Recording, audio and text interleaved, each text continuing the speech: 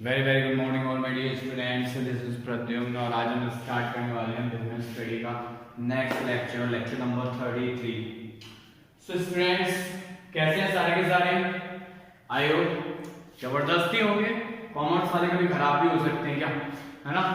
So students, आज हम दो ऐसे टॉपिक ले रहे हैं जो एक्चुअल में सीबीएसई ने आपके सिलेबस से रिड्यूस कर दिए हैं, ठीक है ना? सो आपको इन टॉपिक्स के बारे में बस समझ लेना है लेक्चर्स में, और इनकी डेफिनेशंस के मैं नोट्स आपको सेंड कर दूंगा, प्रोवाइड करा दूंगा। बस आप इनकी डेफिनेशंस लिख लेना, इनके बारे में कुछ भी नहीं पढ़ने वाले, ठीक है ना? एटलीस्ट आपको इनके बारे में नॉलेज तो होना चाहिए। भाई आपके सिलेबस में था बट आज नहीं है। सिलेबस में कोरोना की वजह से गवर्नमेंट ने क्या किया, 33% सिलेबस आपका रिड्यूस कर दिया है। तो ये दोनों topics, global enterprises and joint venture, ये दोनों सिलेबस, ये दोनों टॉपिक्स आपके सिलेबस से गवर्नमेंट ने डिलीट कर दिए। सीबीएसई ने, सॉरी गवर्नमेंट नहीं, सीबीएसई ने डिलीट कर दिए। अब सीबीएसई ने डिलीट तो कर दिए ये दोनों टॉपिक, फिर हमें इन दोनों टॉपिक के बारे में पता कैसे चलेगा, ठीक है ना? तो इसलिए हम इन दोनों टॉपिक्स पे ज्यादा टाइम वेस्ट नहीं करेंगे। से केवल आज के लेक्चर में हम इन दोनों टॉपिक्स को समझ लेंगे, ये होता क्या है, बस सफिशिएंट है। बस छोड़ देना, इसके बाद रट्टा नहीं मारना, याद नहीं करना, आपके एग्जाम में भी नहीं आएगा। So don't worry, okay? But orally मैं आपसे कभी भी पूछ सकता हूं, क्यों? क्योंकि मैं इसको एक्सप्लेन कर रहा हूं बिल्कुल सिंपल लैंग्वेज में। चलिए, सबसे पहली बात हम करते हैं ग्लोबल एंटरप्राइजेस।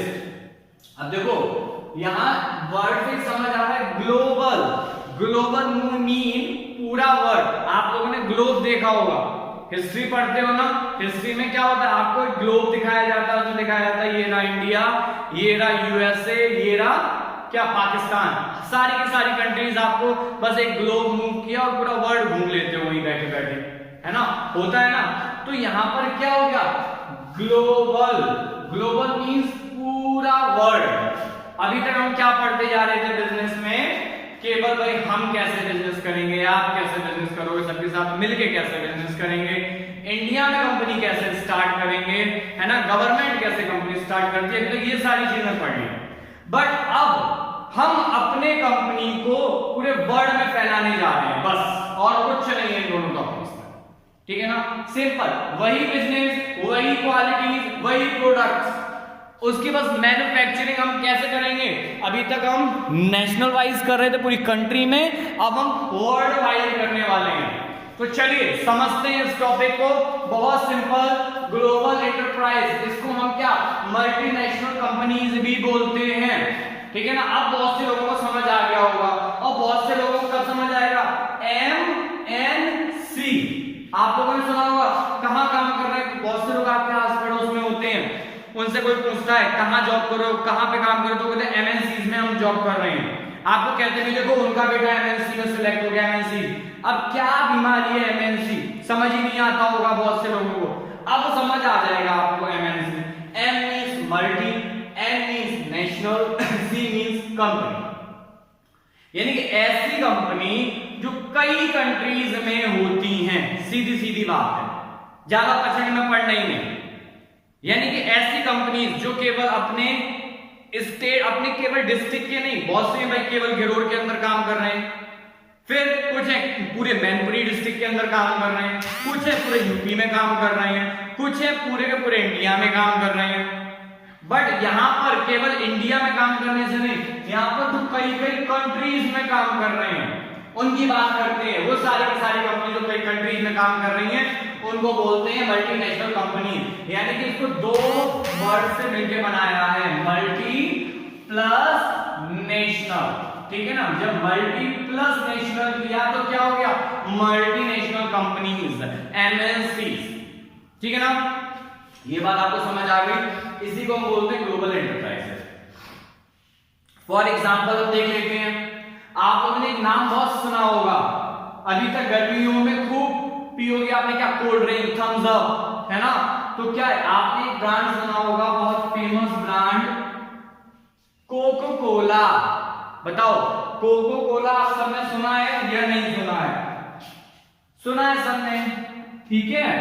तो ये क्या है, कोका कोला का एग्जाम्पल ले लेते हैं। बहुत से बच्चों के तो मन में लालच आ गया हो कि काश कोरोना नहीं होता तो आज जाके 2 बोतल लेके आता है ना। तो देखिए कोका कोला, इसका हेड ऑफिस कहां है? इसका हेड ऑफिस है हमारा यूएसए में, ठीक है ना, याद रखना कोका कोला का हेड ऑफिस है यूएसए में। बट आप कहां पे पी रहे हो कोका कोला?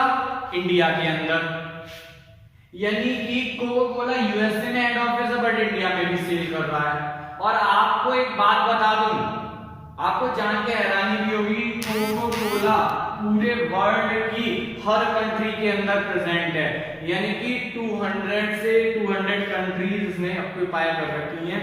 हर कंपनी में, हर कंट्री में कोका कोला सेल होता है, ये ध्यान रखिएगा। वर्ल्ड वाइड प्रोडक्ट, ऐसी कोई कंट्री नहीं जिसको इसने मतलब जहां जाके इसने सेल ना की हो, सब में सेल कर दी जाके धड़ाधड़। क्या करता है? अपना मटेरियल मैन्युफैक्चर करता है यूएसए में, यूएसए में सप्लाई करता है टेस्ट हर जगह, और हर कंट्री में मैन्युफैक्चरिंग यूनिट लगी हुई है, वहां पर इसका टेस्ट आता है, प्रोडक्ट आता है मैन्युफैक्चरिंग की, और पैकिंग करके सेल करना स्टार्ट कर दी, ठीक है ना। कोका कोला के बहुत सारे प्रोडक्ट सेल हो रहे हैं वर्ल्ड के अंदर, तो समझ आ जाना चाहिए यहीं से कि क्या है, कोका कोला एक मल्टीनेशनल कंपनी है।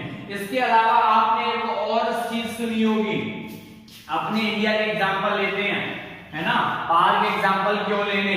आपने सुना होगा टाटा, कहते हैं ना टाटा बाय बाय, ये वही वाला टाटा है, टाटा ग्रुप, ठीक है ना।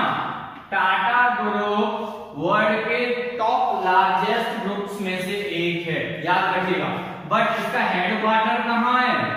इंडिया में तो है, सबको पता है, बट बॉम्बे, है ना। आपने सुना होगा बॉम्बे हाउस, वो किसका हेडक्वार्टर है? टाटा का, ठीक है ना।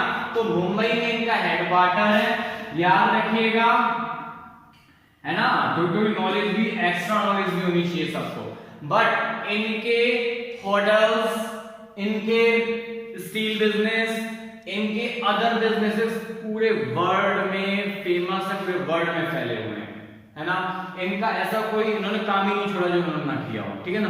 तो पूरे वर्ल्ड में है ये, यानी कि क्या है, एमएनसी। इंडिया में है हेडक्वार्टर, लेकिन उसके अलावा भी अदर कंट्री को इन्होंने क्या किया है? सेल किया, अदर कंट्रीज में जाके अपने प्रोडक्ट को सेल किया, वहां से भी पैसा कमाया। बस यही मीन होता है ग्लोबल एंटरप्राइजेस का। एक बार मैं इसकी डेफिनेशन भी पढ़ देता हूं आप लोगों के साथ में, जरा ध्यान से सुनिएगा।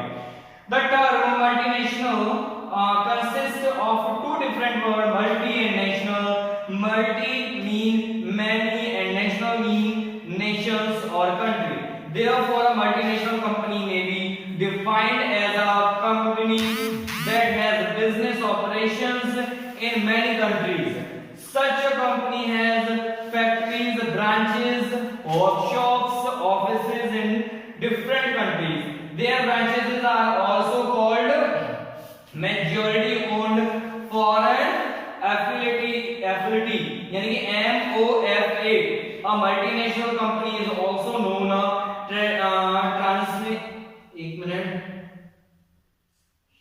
transnational company, world enterprises, international enterprise or global enterprise. Its headquarters has located in one country, यानी कि home country, and in which it is operating business are called host countries. ठीक है ना।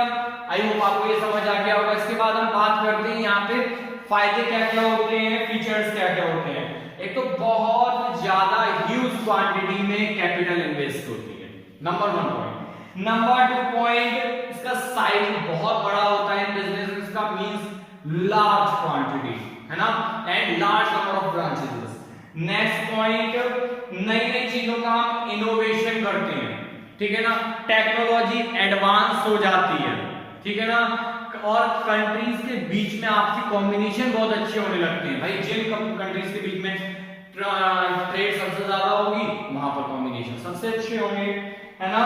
और अगर हम बात करते हैं तो सेंट्रलाइज्ड कंट्रोल भी यहां पर आने लगता है। बस स्टूडेंट्स, आपके लिए ग्लोबल एंटरप्राइजेस में इतना ही काफी है। अब हम बात करते हैं जॉइंट वेंचर। जॉइंट, ये वर्ड पकड़ा जाए जरा, दो चीजें मिला के जोड़ दो, जॉइंट, ठीक है ना। अब बात करते हैं जॉइंट वेंचर्स की। ऐसे मींस दो कंपनियां, कोई दो डिफरेंट कंट्रीज की कंपनीज आपस में जब मिलके एक कंपनी बन जाती हैं, बस यही जॉइंट वेंचर है और कुछ भी नहीं है। एग्जांपल, आपने जरा टाटा लिप्टन टी सुनी होगी, ठीक है ना, टाटा लिप्टन की आई होप आप सबने सुन रखी होगी ऑलरेडी। यहां पर ये दोनों एक कंपनीज नहीं है, ये टाटा कंपनी आपको पता ही है ये अलग है, ये लिप्टन कंपनी अलग है। याद रखना, ये कॉमर्स में आप जो भी पढ़ोगे वो सब आपको प्रैक्टिकल लाइफ में दिखेगा। देखो, टाटा नॉर्थ इंडिया में बहुत अच्छा काम कर रही थी, लिप्टन साउथ इंडिया में अच्छा काम कर रही थी। दोनों ने क्या किया, ऐड कर लिया, जॉइंट वेंचर कर लिया आपस में, ठीक है ना, और पूरे इंडिया को ऑक्यूपाई कर लिया। आराम से ये दोनों जगह पे काम करने लगे। इसका फायदा क्या हुआ इनको, दोनों ने अपनी अपनी टेक्नोलॉजी मिलाई, बेस्ट हो गई। दोनों ने अपनी अपनी कैपिटल मिलाई, लार्ज क्वांटिटी में कैपिटल कलेक्ट हो गई। दोनों ने क्या किया, एक दूसरे को सपोर्ट किया और एक बड़ी एरिया पे अपनी क्या करना, सेल करना स्टार्ट कर दी। पहले एक साइड ये सेल करते थे, एक साइड ये करते थे, अब दोनों मिलकर पूरे इंडिया में कर रहे हैं, वर्ल्ड वाइड में जाने लगे धीरे धीरे, ठीक है ना। इसके अलावा आपने एक और सुना होगा, बजाज आलियांज, ठीक है ना। यहां पर क्या है, बजाज अलग है और आलियांज अलग है। बजाज इंडियन है, आलियांज अलग कंपनी है, दोनों मिल गए, साथ में काम कर रहे हैं, जॉइंट वेंचर हो गया। आपने सुना होगा मारुति सुजुकी, यहां मारुति अलग कंपनी है और सुजुकी अलग कंपनी है, याद रखिएगा बहुत समझ के। इसी टाइप से जब कंपनी, दो कंपनियां साथ में मिल जाती हैं और मिलके काम करना स्टार्ट कर देती हैं, बस यही जॉइंट वेंचर है और कुछ भी जॉइंट वेंचर नहीं। ओके स्टूडेंट्स, आई होप आपको ये दोनों पॉइंट समझ आ गए होंगे। आज के सिलेबस में नहीं है, बस लेक्चर आराम से देखना है, इसके बस एक एक डेफिनेशन लिख लेना, इट्स सफिशिएंट फॉर यू, है ना। और ये दोनों टॉपिक आपके एग्जाम में भी नहीं आएंगे, because both of the topic deleted from the side of CBSE. CBSE ने इन दोनों टॉपिक को डिलीट कर दिया है।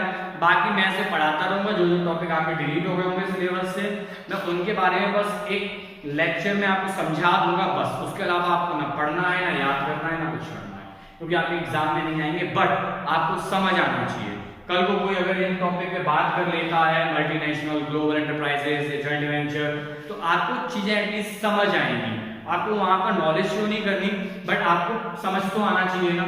या फिर फ्यूचर में आप ग्रेजुएट होने जाओगे या 12th में आओगे, तब ये टॉपिक पढ़ने मिलेंगे, तो वहां पर कंफ्यूजन से अच्छा अभी ही चीजें शॉर्ट आउट करके चलेंगे। ओके स्टूडेंट्स, आई होप आप सबको समझ आया होगा।